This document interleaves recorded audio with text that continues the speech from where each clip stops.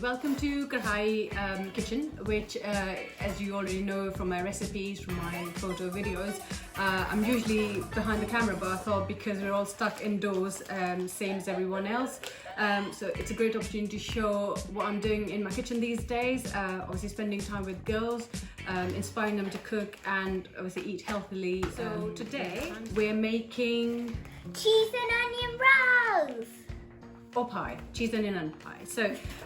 So ingredients we would need for this recipe is very, very simple. What are we using for vegetables, Annika? Potato and onion. Okay, so we've got potatoes here. I've taken 3 potatoes, and for vegetables, for onion, I've taken about 1.5 onion, but you can take more if you want. I'm just cautious of how much I want to cook. And for pastry, we are using chapati flour. And butter. And cheese. Rainbow pepper and some salt. And some salt. And some tea. And also your salt doesn't have to be rainbow. It can be any type of pepper you want. Yeah, any. But for pastry, as I said, I'm using chapati flour, but ideally, if you have self-raising flour or plain flour, you can also use that too. And also, did anybody mention the cheese? Yes, Annika did mention cheese, so thank you, Annika, for that.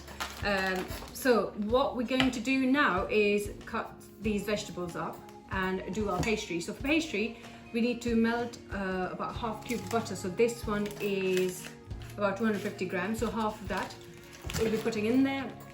Along with that, I have also added a bit of yogurt to make a pastry nice and soft, not too obviously crunchy or not hard for that matter, so I don't have to put that much butter in there.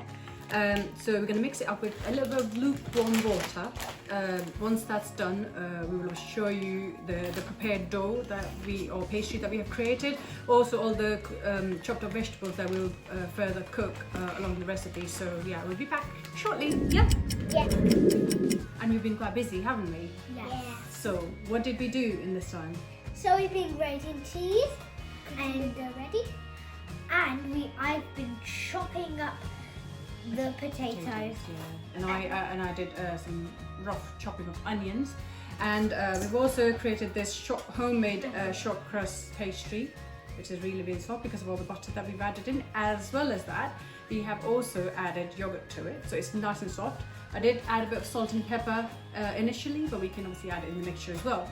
So what's the next step for us is that we're going to roll this pastry up, and we are also going to cook these vegetables in just a little bit of water, along with some salt and pepper and any spices that you want. I'm going to make it very, very mild because kids going to have it, but you can also add mustard to it as well. And also it's just like Play-Doh. That's how soft it is. Yeah, it's not quite Play-Doh. Right. Okay, so we're going to come back with our final product, and then I've been grating up the cheese. Wow, well done. Great. Okay. Starting rolling.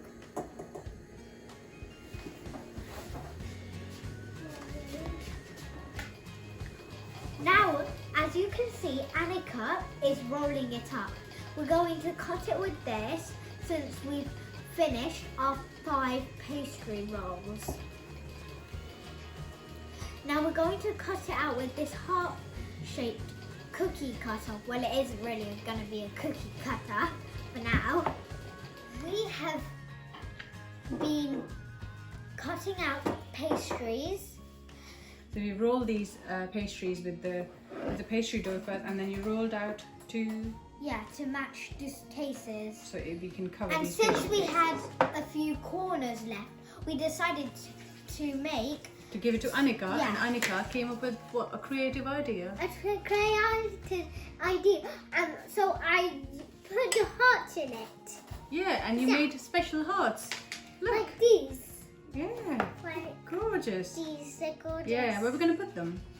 Oh, I think we're going to keep them in there, and we're going to put them on the pie. Well done. Good answer. Cookie cutter. Yeah, brilliant. So we're going to keep them safe. And in the meantime, I've been making pie mixture.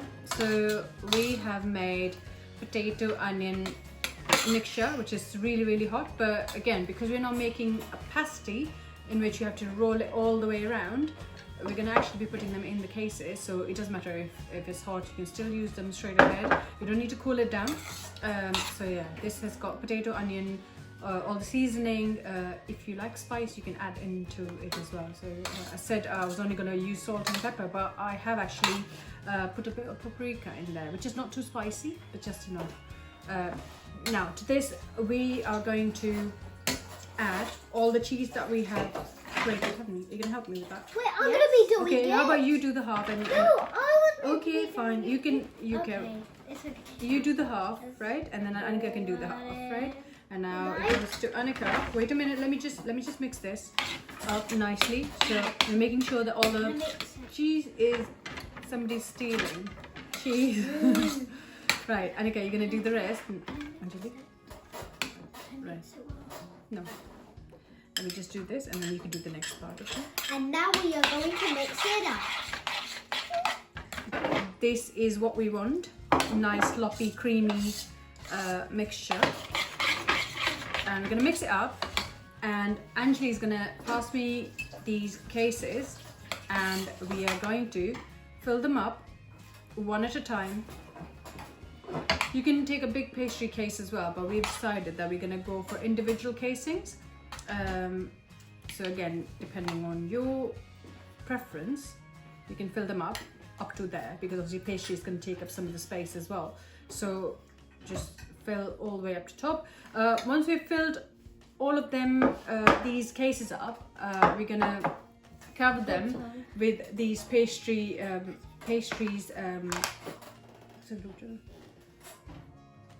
So we're going to fill them with these pastry case that we have created and then cover them up and seal the edges, and then going to put these cute little heart that Annika has made and put them in the oven for 180 to 200 degrees C for about 15 to 20 minutes, depending on how strong your oven is, and then keep checking that it's golden brown. So we're going to come back to that in a minute. So we're almost ready. Annika's doing the pattern around the pie. It looks something like this, in these individual cases, and she has already finished this one, which has pattern all around it. She's just using a simple fork to just press against the edges. It also seals the edges as well, and it looks quite pretty, doesn't it?